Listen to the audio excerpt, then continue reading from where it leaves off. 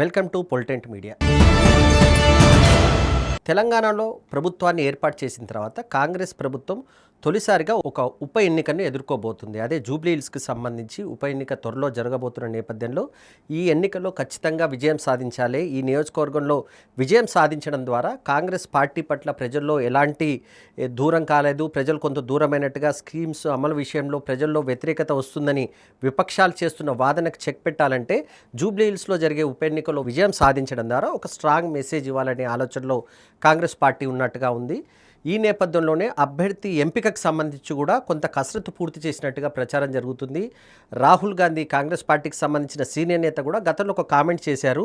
అభ్యర్థి ఎంపిక విషయానికి సంబంధించి చాలా జాప్యం జరుగుతుంది, అతను ఫీల్డ్లోకి వెళ్ళడానికి టైం పడుతుంది, తనకు టికెట్ వస్తుందో లేదా అనే కన్ఫ్యూజన్ వల్ల కొంత ఇబ్బంది అవుతుందని గతంలో చెప్పిన నేపథ్యంలో ఈసారి షెడ్యూల్కి ముందే, ఎందుకంటే బీఆర్ఎస్కి సంబంధించిన అది సిట్టింగ్ సీటు, మాగంటి గోపీనాథ్ చనిపోయిన తర్వాత అక్కడ ఎన్నిక జరగబోతుంది.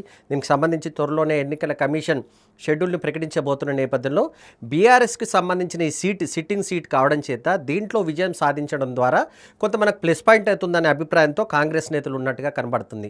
ఇంతకీ అభ్యర్థి ఎవరు అనే అంశంపైన చర్చ జరుగుతున్న సమయంలో గత ఎన్నికల్లో పోటీ చేసిన మాజీ క్రికెటర్ అజర్కే మళ్ళీ అవకాశం ఇవ్వాలని అధిష్టానం దాదాపుగా ఒక నిర్ణయానికి వచ్చినట్టుగా తెలుస్తుంది.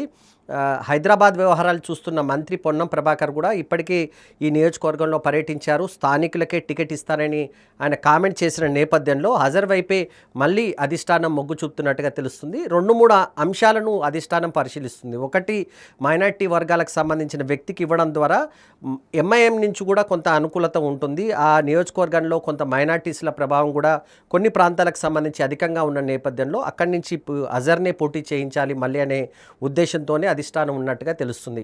దీనికి సంబంధించి కొన్ని భిన్నమైన వాదనలు వినిపించాయి. ఫిరోజ్ ఖాన్ కాంగ్రెస్ పార్టీకి సంబంధించిన మరో సీనియర్ నేత కూడా ఈ విషయానికి సంబంధించి పొన్నం ప్రభాకర్ ఏదైతే కామెంట్ చేశారో లోకల్ వాళ్ళకి ఇవ్వాలనే కామెంట్స్ పైన కొంత ఆయన వ్యతిరేకత వ్యక్తం చేశారు. కేరళ నుంచి రాహుల్ గాంధీ పోటీ చేశారు, ప్రియాంక గాంధీ పోటీ చేశారు. మరి ఇద్దరు వాళ్ళు కేరళకు సంబంధించిన వ్యక్తులు అవుతారా? కారు కదా.